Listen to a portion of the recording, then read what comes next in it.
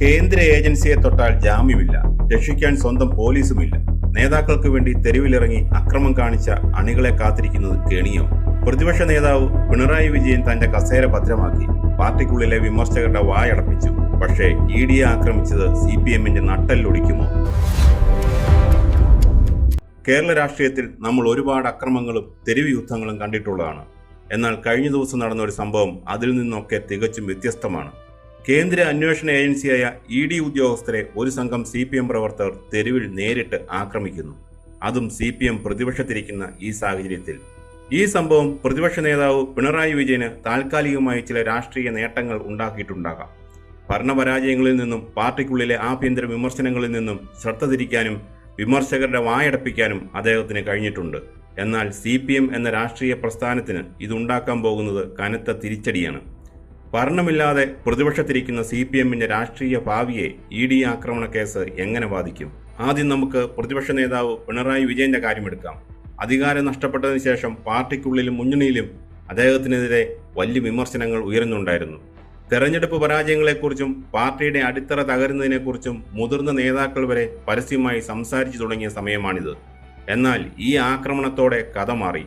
കേന്ദ്ര ഏജൻസികൾക്കെതിരെയുള്ള രാഷ്ട്രീയ പോരാട്ടം എന്ന നിലയിലേക്ക് കാര്യങ്ങൾ മാറ്റാൻ പിണറായി വിജയന് കഴിഞ്ഞു.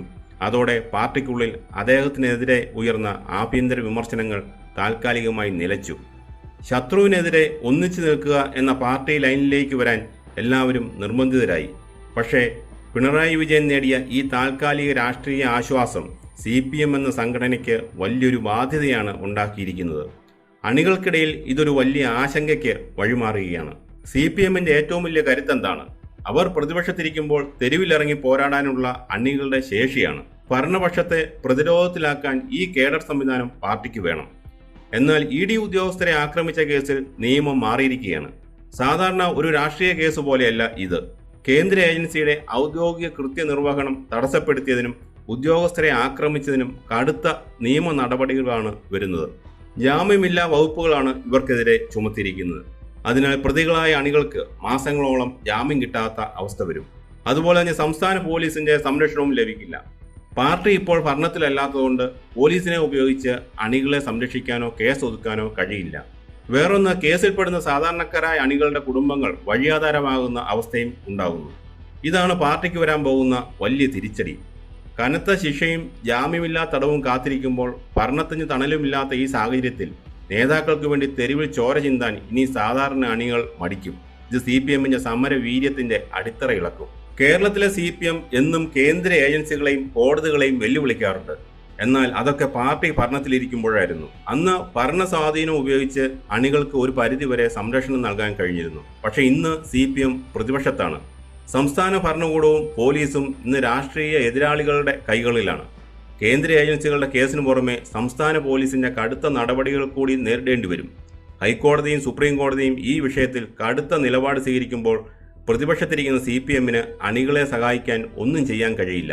തങ്ങളെ സംരക്ഷിക്കാൻ പാർട്ടിയുടെ നേതാക്കൾക്കോ സംവിധാനങ്ങൾക്കോ കഴിയില്ലെന്ന് അണികൾ തിരിച്ചറിയുന്ന നിമിഷം ആ പ്രസ്ഥാനത്തിന്റെ തകർച്ച തുടങ്ങും. ആ ഒരു ഭയത്തിലേക്ക് അണികൾ മാറിക്കഴിഞ്ഞുവെന്നാണ് താഴെത്തട്ടിൽ നിന്നുള്ള വിവരങ്ങൾ സൂചിപ്പിക്കുന്നത്. കഴിഞ്ഞ ദിവസം കോട്ടയത്ത് SFIയുടെ പ്രതിഷേധ മാർച്ച് നടക്കാതെ പോയത് ഒരു തുടക്കമായി കാണാവുന്നതാണ്. ഇനി എന്ത് സംഭവിക്കാം എന്ന രാഷ്ട്രീയ സാധ്യതകൾ പരിശോധിക്കാം. ഇവിടെ 3 പ്രധാന കാര്യങ്ങളാണ് നമ്മൾ കാണേണ്ടത്. ഒന്നാമതായി, നിയമത്തിന്റെ കടുപ്പവും ഭരണത്തിന്റെ തണലില്ലായ്മയും കണ്ട് അണികൾ തെരുവ് വിട്ടാൽ CPMന് അതിന്റെ പ്രതിപക്ഷ സ്വഭാവം തന്നെ നഷ്ടപ്പെടും. സർക്കാരിനെതിരെ ശക്തമായ സമരങ്ങൾ സംഘടിപ്പിക്കാൻ ആളില്ലാതെ പാർട്ടി നിർജ്ജീവമാകുന്ന അവസ്ഥ വരും. രണ്ടാമതായി, സാധാരണക്കാരായ രാഷ്ട്രീയ പ്രവർത്തകർ ഇത്തരം കടുത്ത കേസുകൾ ഭയന്ന് പിൻവാങ്ങിയാൽ പാർട്ടിക്ക് കൊട്ടേഷൻ ക്രിമിനൽ സംഘങ്ങളെ ആശ്രയിക്കേണ്ടി വരും. സമരം ചെയ്യാൻ ഗുണ്ടകളെ വാടകയ്ക്കെടുക്കേണ്ടി വരുന്ന അവസ്ഥ അത് പാർട്ടിയുടെ ജനകീയ മുഖം പൂർണ്ണമായും നഷ്ടപ്പെടുത്തും. മൂന്നാമതായി, പിണറായി വിജയൻ എന്ന വ്യക്തി കേന്ദ്ര ഏജൻസികളോട് കടുത്ത നിലപാട് സ്വീകരിച്ച് പാർട്ടിയെ തന്റെ നിയന്ത്രണത്തിൽ നിർത്തിയിരിക്കുകയാണ്.